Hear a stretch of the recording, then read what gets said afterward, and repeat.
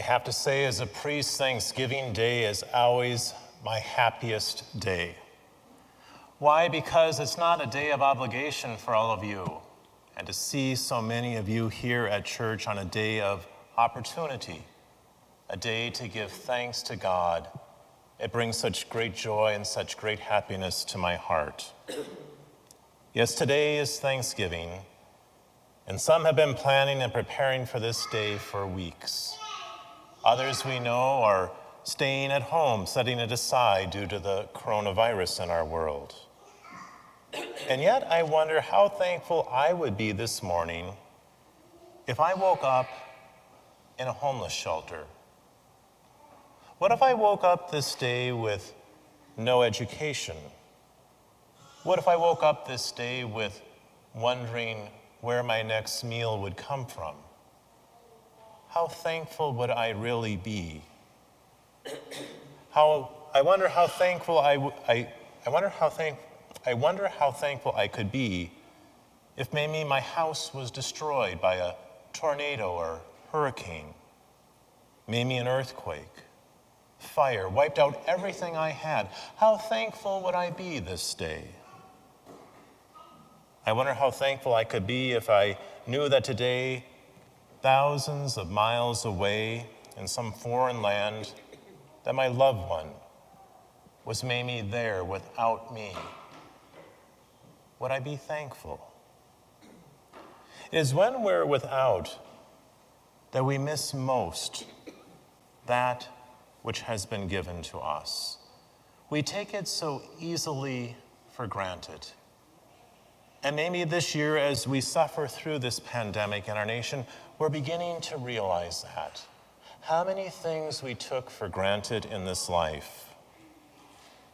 How many days since the last Thanksgiving did you wake up early in the morning and say, "Thank you, God. Thank you for giving me another day"?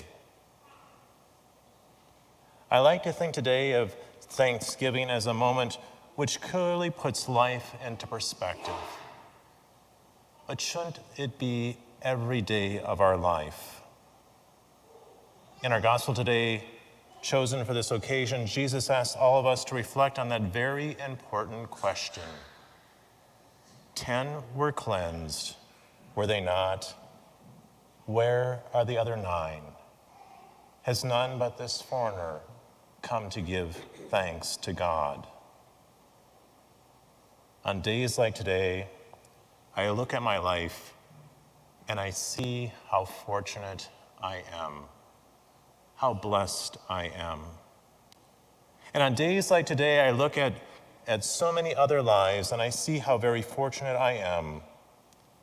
So many of us may rightly think of ourselves as quite blessed on this Thanksgiving morning. And yet some of us have lost so much.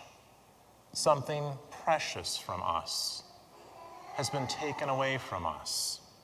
Maybe we've lost a loved one. Maybe we've lost a treasure. But are we still willing to give thanks? So when we sit around our Thanksgiving tables later today, laden with our turkeys, our mashed potatoes, our gravies, and our dressings, and even our pumpkin pies, perhaps maybe we can take a moment today, but not only today, maybe every day from here forward, and remember to give thanks for all those gifts and treasures that we have been given. And when that necessary moment passes, we should ponder and think of how much God has blessed us and blessed our nation. This Thanksgiving, let us become more deeply aware that God has awakened within us a new perspective of what life really means and what it really means to be thankful.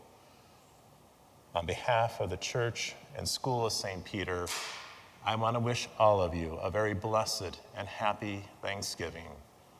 Aren't we thankful for all that God has given to us?